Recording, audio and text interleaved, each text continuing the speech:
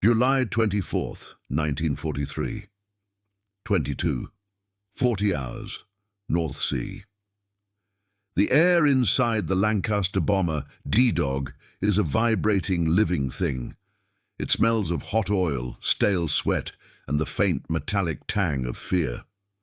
Flight Lieutenant Evans grips the yoke, his knuckles white in the dim green glow of the instrument panel.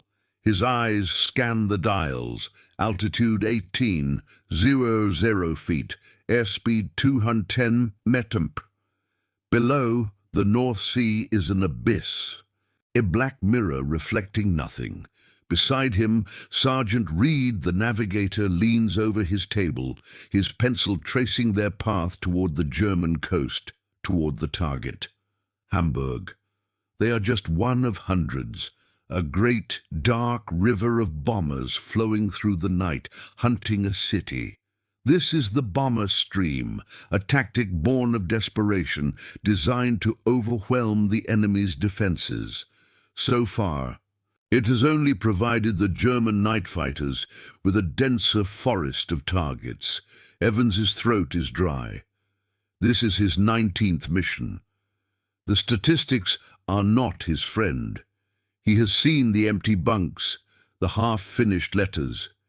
He pushes the thought away, focusing on the hum of the 4 Merlin engines. The vibration is his world. In the glass dome of the mid-upper turret, the gunner stamps his feet, trying to fight off the creeping sub-zero cold. The entire crew is suspended in this fragile aluminum shell, balanced between the empty sky and the flak-filled hell to come. The wireless operator, Barnes, adjusts his headset, listening to the static, the faint coded messages from Group. Tonight feels different. The briefing was tense, bordering on manic. They were told the losses over the Ruhr Valley had been catastrophic. This mission was designed to change that. But how? They weren't exactly told. They were just given. Them. In the fuselage, near the main spar, sit several large cardboard packages. They look absurdly domestic, like laundry boxes. Barnes had inspected one before takeoff. He'd ripped the corner and pulled out the contents. He'd stared at it, baffled. It was just the strips. Thin black paper backed with shimmering aluminum foil. Tinsel, like something for a Christmas tree. "What is this, Skip?" he'd asked Evans over the intercom. "Some kind of joke?" Evans had no answer. "Orders are orders, Barnes. Just get ready to push them out on the command." The order was specific. One crewman must deploy 1 bundle every minute, pushing them out of the flare chute. It was insane. How could paper tinsel save them from a Messerschmitt Bf-110? How could this stop the radar-guided 20mm cannons that had been tearing their comrades from the sky? Sergeant Reed breaks the silence, his voice strained. 5 minutes to the coast, Skip. We're approaching the first Himmelbett box. The Kammhuber line. Every man on the crew tenses. This is where the hunt begins. This is where the German radar operators on the ground, sitting in their warm bunkers, will see D-Dog as a single clean blip on their green screens. They will vector a night fighter directly to this exact patch of sky. The crew waits for the inevitable metallic rasp in their headsets. Achtung! Spitfeuer, the German fighter controller guiding the killer. But tonight the order comes from Barnes instead. Wireless to skipper, group command, window, window, window. It's the code. "Do it, Barnes," Evans yells. "Now, all of you, start dispensing." With skepticism and a sense of the absurd, the crewmen near the chutes rip open the packages. They begin grabbing handfuls of the aluminum strips and shoving them into the black void. The strips catch the wind, tumbling and scattering behind the bomber, a glittering invisible cloud in the dark. What no one in that Lancaster knew, what even the scientists back in England only hoped, was that this moment would change the war forever. The problem is the Himmelbett, the four-poster bed. To the air crews of RAF Bomber Command, it is a monster. To its architect, Colonel Joseph Kamhuber, it is a masterpiece of lethal geometry. By 1942, the Kamhuber line is a vast, invisible wall of radar stretching from Denmark to the Swiss border. It is not one radar, but a cellular system, a honeycomb of death. Each cell or box is roughly 30 miles wide. At the heart of each box are two Würzburg radar dishes. These are not the crude instruments of 1940. They are precise, deadly, and German-engineered. One Würzburg acts as a searchlight, locking onto a single incoming bomber. The second Würzburg locks onto the cell's dedicated night fighter, usually a heavily armed Messerschmitt Bf 110 or Junkers Ju 88. In a ground control bunker, a Himmelbett officer watches these two spots of light on his screen. His job is simple: make the two blips merge. He guides the fighter pilot by radio, a calm, disembodied voice vectoring him through the darkness. Target is 2 kilometers ahead, 500 meters above. Turn left, vector 240. Kleine Korrektur. Now. The German pilot doesn't even need to see the bomber until the last second. His radar operator on board, using a short-range Liechtenstein set, acquires the target. The result is clinical. A burst of cannon fire, a bloom of orange, another red pin on the map at High Wycombe. The cost is staggering. The Battle of the Ruhr, the campaign preceding this night, is a bloodbath. Air Chief Marshal Arthur Bomber Harris is demanding 100 planes a night, but he is losing them at a rate that is mathematically unsustainable. A 5% loss rate is considered acceptable. On many nights, it climbs to 7%, 8%, even 10%. A crewman's tour is 30 missions. The math is simple and cold. The odds of survival are almost zero. The Air Ministry is desperate. They have tried spoof raids, sending small groups of mosquitoes to different cities to try and pull the fighters away from the mainstream. The Germans adapt. They have tried weaving, corkscrewing, flying at different altitudes. The Würzburg radar is too good. The controllers are too skilled. The problem seems electronic. The British boffins at the Telecommunications Research Establishment, TRE, work frantically on jammers. They create tinsel, a device that broadcasts static over the German fighter control frequencies. They deploy Mandrel, a powerful jammer that attempts to blot out the Freya, the long-range early warning radar. But the Germans simply shift their frequencies. They build more radar stations. The Himmelbett seems inviolable. The system is too robust, too well designed. The RAF is bleeding out over occupied Europe, and no one has an answer. The war's entire strategic bombing offensive is on the verge of collapse. Experts agreed it could not be done. The answer is not found in a high-level briefing room. It is not found by an air marshal or a decorated tactician. It is found in a cluttered, damp laboratory at the TRE in Malvern by a quiet physicist named Joan Curran. She is not a high-ranking official. She is a scientist, one of many, and a woman in a field utterly dominated by men. She had studied physics at Cambridge, her talents recognized, but her opportunities limited by the era.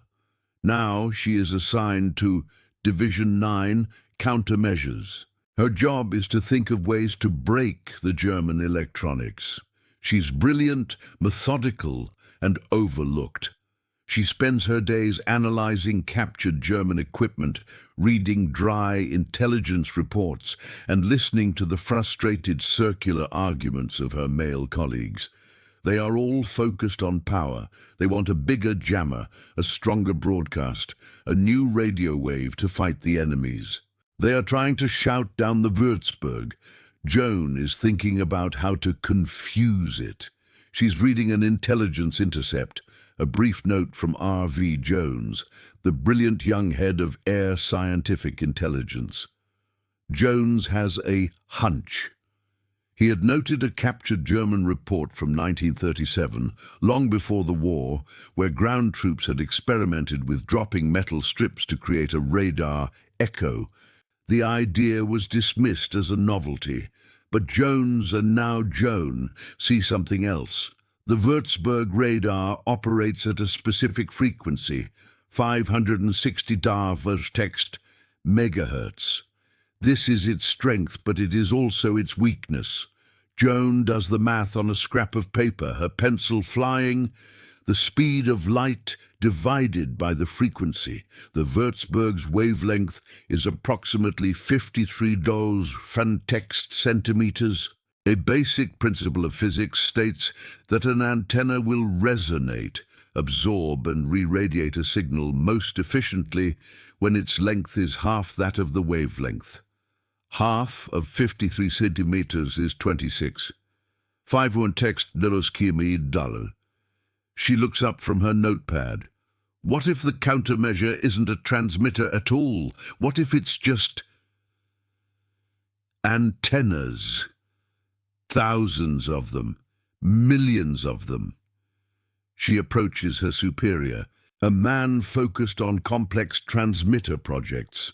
"Sir," she begins, her voice quiet but firm, "I believe we can blind the Würzburg completely." He looks up, annoyed. "Another jamming frequency, Curran? We've tried."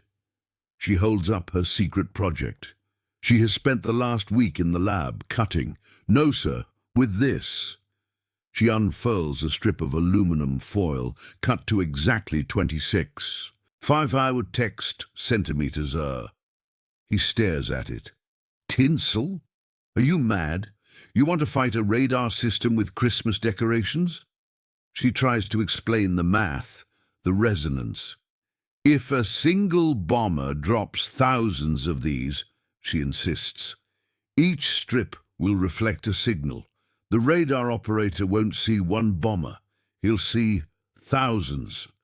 He won't be able to tell the ghost from the real aircraft." He dismisses her. "It's absurd. It's too simple. And what's to stop them from changing their frequency?" Joan persists. "They can't, sir, not easily. Their entire Himmelbett system is built around that 560 Hz Majorzahl frequency. It would take them months, perhaps a year, to retool." He waves her away. "Get back to work on the mandrel jammer, Curran. Leave this nonsense." Joan walks out, but she grips the small strip of foil in her hand. The math is right. The logic is sound. He is wrong. She will have to prove it. Joan needs an ally. She finds one in R.V. Jones. He is not a stuffy administrator. He is a scientific rogue, a man who believes in data and lateral thinking. When Joan, whose work has been passed up the chain, presents her calculations and her strips, he doesn't laugh. He smiles. "This," he says, "is brilliant. It's exactly what we've been looking for. They call it duple in their own files. They're terrified of it." He understands the political barrier. The air staff is terrified that if the British use it, the Germans will immediately copy it and use it against Britain's own coastal radar, blinding the island to a new Baedeker Blitz, or even an invasion. "We can't just propose this," Jones says. "We have to show them.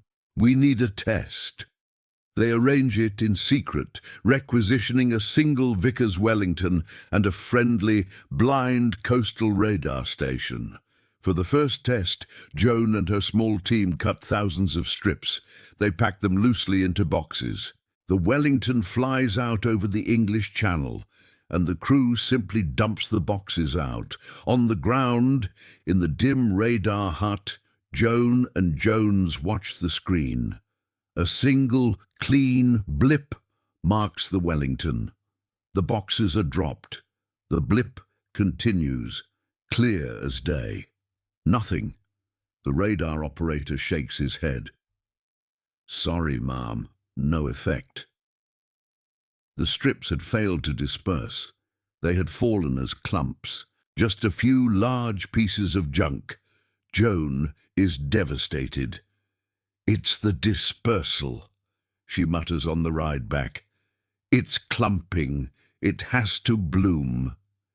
She spends the next 48 hours with no sleep. She tries different papers, different folding methods.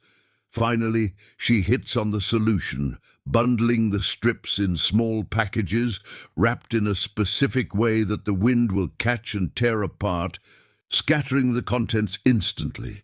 She also realizes the strips must be different lengths, not just 26. 5 Rutex XM to cover a range of frequencies the Germans might use, but the primary load will be the 26 stars. 5 Rutex XM strips. They get their Wellington for one more secret flight. This time, Joan is in the radar hut, her heart pounding. Jones is on the radio to the aircraft. Wellington is at 10 miles, approaching the test zone. The operator calls out, I have a solid trace. Now, Jones says into the microphone, deploy window. On the radar screen, the impossible happens. The single sharp blip of the Wellington vanishes. In its place, the entire screen blooms. A massive, solid cloud of light flashes into existence, miles wide. It is not one target. It is 10,000 targets. The radar operator gasps. My God, the screen. It's completely saturated. I've lost him. I've lost everything. It looks like the entire Luftwaffe is out there. Joan Curran stares at the pulsing, snowy screen, a small smile on her face. She has done it. She has just made the entire Himmelbett line the most expensive defensive system ever built, completely and utterly blind. If you're hooked on this story, hit that subscribe button. The meeting is held in the War Cabinet rooms, deep beneath Whitehall. The air is thick with cigar smoke and skepticism. Air Chief Marshal Harris is there, his face grim. Churchill's chief scientific advisor, Lord Cherwell, is present. And at the end of the table, R.V. Jones and, almost unheard of, Joan Curran are there to make their case. We call it window, Jones begins, laying out the test results, the photographs of the saturated radar screens.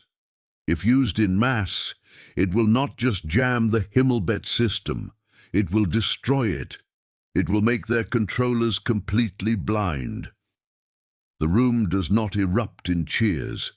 An Air Vice Marshal slams his hand on the table. This is madness. The gamble is too great. The moment we drop this, the Germans will have it. They will analyze it. They will copy it. And they will use it on our entire coastal chain, our eyes. Gone. You are handing them the key to our own defense just to save a few bombers. This is the great fear, the one that has kept window on a shelf for months. The argument rages.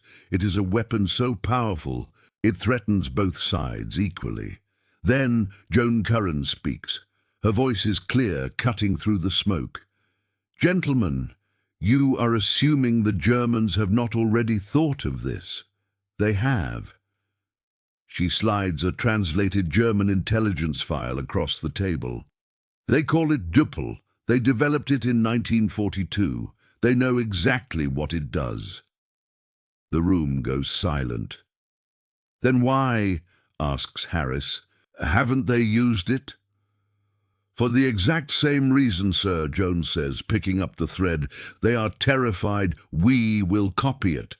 Their entire offensive strategy, the Baedeker raids, relies on their bombers getting through our radar. It's a stalemate. Each side is waiting for the other to blink. Harris leans forward. His bombers are being slaughtered. He needs to break the Ruhr. He needs to hit Hamburg. He looks at the window data, then at the loss reports. We will blink, Harris says, his voice low. We will use it, but we will not use it piecemeal. We will use it all at once in such overwhelming quantity that they cannot adapt. We will punch a hole through their entire line. We will hit Hamburg. July 24th, 1943. Operation Gomorrah. The 791 bombers, including D-Dog, are not just carrying bombs. They are carrying 92 million strips of window. As they cross the coast, they begin to drop the bundles, one every minute, a blizzard of aluminum. On the ground, in the Himmelbett bunkers, chaos erupts. Lieutenant Richter, a master controller, stares at his Würzburg screen in horror. It is solid white. "Jamming!" he yells. "Switch frequencies!" They try. But the window strips have been cut to cover all their alternate frequencies. There is no clear screen. All he sees is a solid, advancing wall of ghosts. He hears the drone of the bombers, hundreds of them, passing directly overhead, but his radar is useless. "I cannot track," he screams into his microphone. "I see nothing. They are everywhere." The German night fighters are scrambled, but their controllers are blind. They vector their pilots into empty patches of sky, chasing clouds of foil. The fighters fly in frantic circles, their pilots screaming for targets, while the main bomber stream, completely invisible, plows on toward Hamburg. The results are undeniable. Of 791 bombers, only 12 are lost, a rate of 5%. The Himmelbett is broken. The legacy of that night is immediate and profound. Window, or chaff, as the Americans would call it, is instantly adopted as standard essential equipment for every Allied bomber. The German night fighter defense system, which had taken years and billions of Reichsmarks to build, is rendered obsolete in a single night. German air defense is thrown into total disarray. They are forced to abandon their centralized, radar-guided Himmelbett system and revert to desperate, less effective tactics. They invent wild sow, wild boar operations, sending fighters up to patrol visually over the burning cities, hoping to spot the silhouettes of bombers against the flames they themselves created.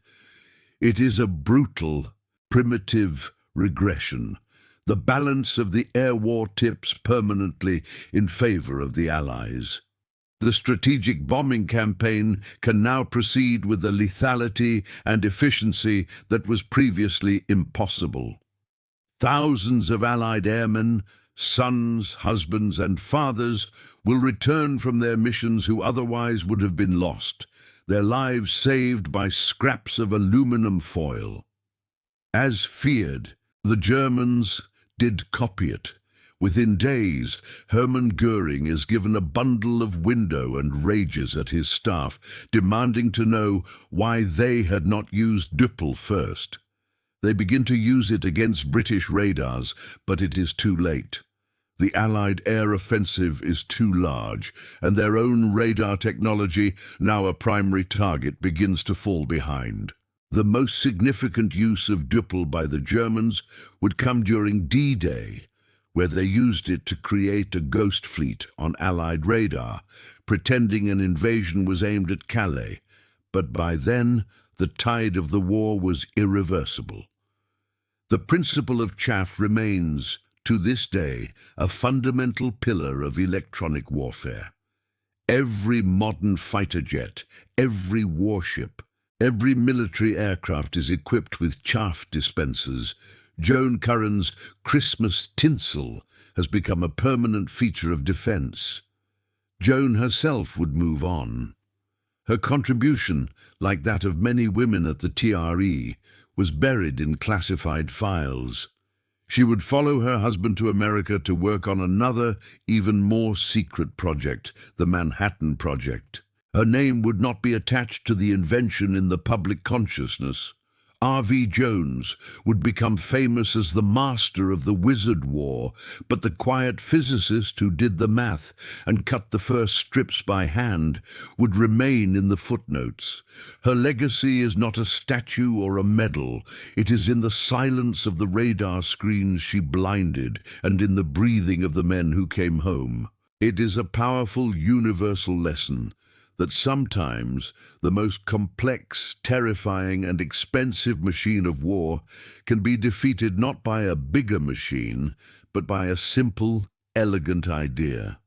A truth rooted in physics, wielded by a single mind that refused to be told it was impossible. What other forgotten stories of courage should we tell? Comment below.